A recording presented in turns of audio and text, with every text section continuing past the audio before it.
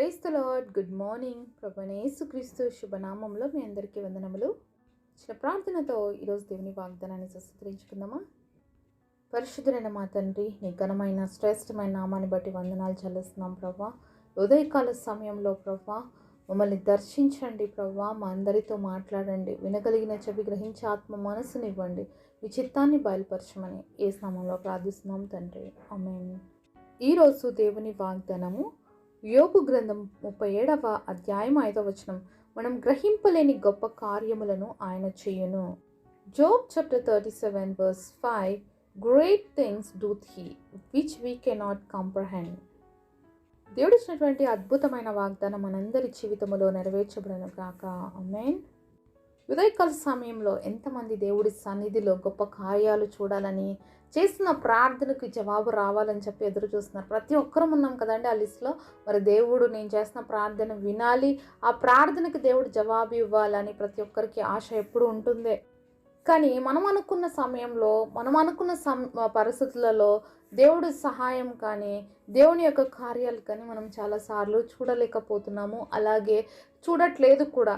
ఎందుకు అంటే నువ్వు నేను ఆలోచించేది చాలా తక్కువ ఆలోచనలు, నువ్వు నేను ఆలోచించే తలంపులు చాలా చిన్నవి. అయితే దేవుడికి మన పట్ల ఉన్నటువంటి ఆలోచనలు, దేవుడు మన పట్ల కలిగినటువంటి కార్యాలు చాలా గొప్పవి. కాబట్టే అనేక సార్లు మనం అనుకున్న సమయంలో దేవుడు ఏది చెయ్యడు.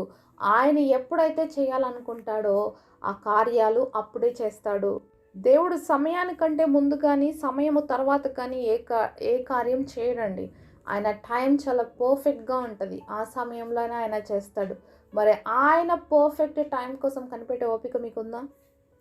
ఇక్కడేనండి మనందరికీ చాలా ప్రాబ్లం. కనిపెట్టడం వస్తే మాత్రం ఎవరికి ఇష్టం ఉండదు. కానీ దేవుడి యొక్క పర్ఫెక్ట్ ప్లానింగ్స్ మన జీవితాల్లో జరగాలి అంటే ఓపికగా ఉండాలి. ఇంకెన్ని రోజులు అని మాత్రం ప్రశ్న వేయొద్దండి. ఎందుకంటే పర్ఫెక్ట్ ప్లానింగ్ అనేది చాలా పర్ఫెక్ట్గా ఉంటుంది. ఆయనకు తెలుసు.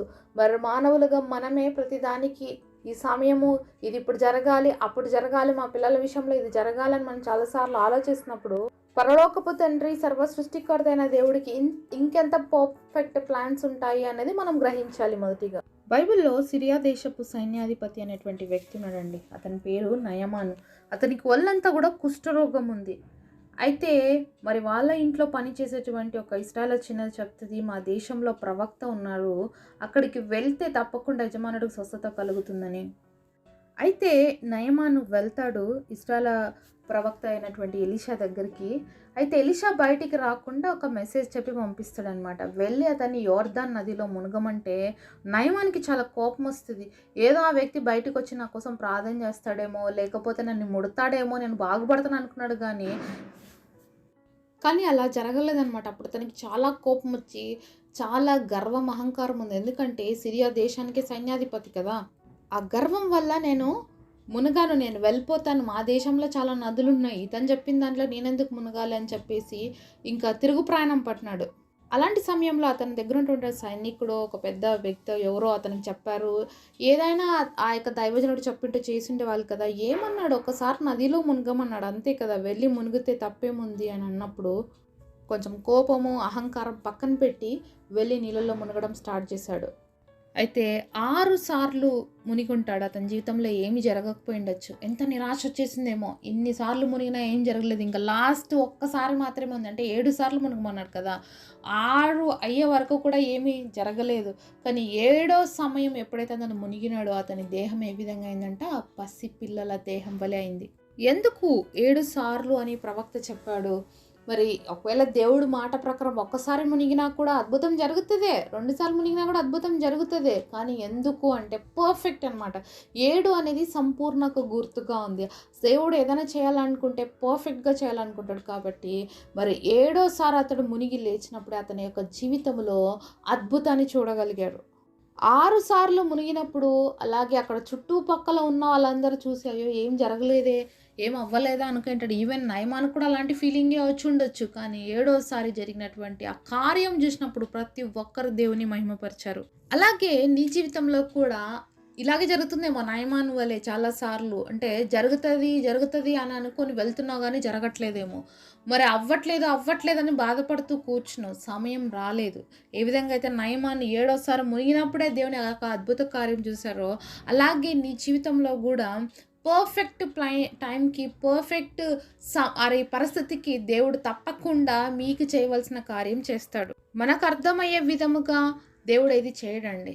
దేవుడి కార్యాలు చాలా గంభీరంగా ఉంటాయి. మనం అర్థం చేసుకునేటట్లు ఉండవు ఆయన కార్యాలు. ఎందుకంటే ఆయన ఆకాశ మహాకాశాలు పట్టజాలనటువంటి అంత పెద్ద దేవుడు, అంత గొప్ప దేవుడు. మరి ఆయన ఆలోచనలు మనకి మ్యాచ్ కావాలంటే అవుతాయా? మనలాగా ఆయన చేయమంటే చేస్తాడా? చెయ్యడు. ఎందుకంటే మన పట్ల ఆయనకున్న తలంపులు చాలా ఉన్నతమైనవి. నేను అనుకుంటున్నాను ఈరోజు జరిగిపోవాలి, నేను అనుకున్నాను ఇది చేసేసేయాలి, నేను అనుకుంటున్నాను ఇప్పుడు అవ్వాలి అంటే నువ్వు అనుకుంటే దేవుడు అనుకోవాలి కదా. కాబట్టి నువ్వు నేను అనుకోవడం కాదు, దేవుడు అనుకున్నప్పుడే మన జీవితంలో కార్యాలు జరుగుతాయి. కాబట్టి ఓపికగా ఉండడం నేర్చుకుందాం. ఒకవేళ నయమాన్ 2-3 సార్లు మునిగి నాకేం జరగలేదని వెళ్ళిపోయింటే స్వస్థత పొందేవాడు కాదు. కరెక్ట్గా 7 సార్లు చెప్పిన మాట చెప్పినట్లుగా చేశాడు కాబట్టి దేవుడు కార్యం చూశాడు. అలాగే మన జీవితంలో కూడా దేవుడు మనకి ఏం చెప్తున్నాడో మొదటిగా అది మనం గ్రహించుకోవాలి. దేవుడు మనల్ని ఏం చేయమంటున్నాడో అది మనం తెలుసుకోవాలి ఖచ్చితంగా. చాలాసార్లు దేవుని మాట వినే కూడా మనకి టైం ఉండదండి. అంత ఓపికగా అసలు కనిపెట్టాం. మనకేమొస్తుందో ఆలోచన అదే చేసేస్తాం.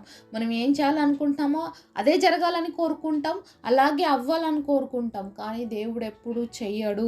అందుకనే మన జీవితాన్ని దేవుడి చిత్తానికి అప్పగించాలి. దేవుని యొక్క కార్యాలు మనం గ్రహించలేము కాబట్టి ప్రభువా నీ చిత్తంలో ఉన్న కార్యాలు నా జీవితంలో చెయ్యి అని చెప్పి మనం ప్రార్థన చేసినప్పుడు దేవుడు అద్భుత కార్యాన్ని చేస్తాడు. ఈరోజు నీ జీవితంలో కూడా అనేక సంవత్సరాల నుంచి ఎదురు చూస్తున్నావేమో. మరి ఏ విధంగా అయితే నయమాను 7వ వరకు ఎదురు చూడాల్సి వచ్చిందో తన స్వస్థత కోసం, నువ్వు కూడా దేవుడి యొక్క కార్యాలని జీవితంలో జరగడం కోసం సంవత్సరాలుగా ఎదురు చూస్తున్నావో, నెలలుగా ఎదురు చూస్తున్నావో, ఎన్ని రోజుల నుంచి ఎదురు చూస్తున్నావో నాకైతే తెలియదు. కానీ సమయం వచ్చినప్పుడు దేవుడు తప్పకుండా గొప్ప కార్యం, అద్భుత కార్యం మీ జీవితంలో చేస్తాడండి. ఇంకా నయమాన్ లాగా మన జీవితంలో ఏమేమైతే పక్కన పెట్టాలో అవి పక్కన పెడతాం. ఎందుకంటే అవి అవసరం లేనటువంటివి.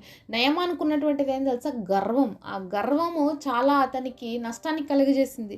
అలాగే ఈరోజు నయమాను జీవితంలో లాంటి గర్వము మన జీవితంలో ఉంటే దాన్ని పక్కన పెడదాం. అంతేకాదు ఇంకా ఏమేమి ఉన్నాయో మన జీవితాలు అవన్నీ పక్కన పెడదాము. లోబడడం నేర్చుకుందాం. దేవుడికి లోబడితేనే మనకు ఆశీర్వాదకరం. దేవుడికి లోబడితేనే మనకి దీవెన.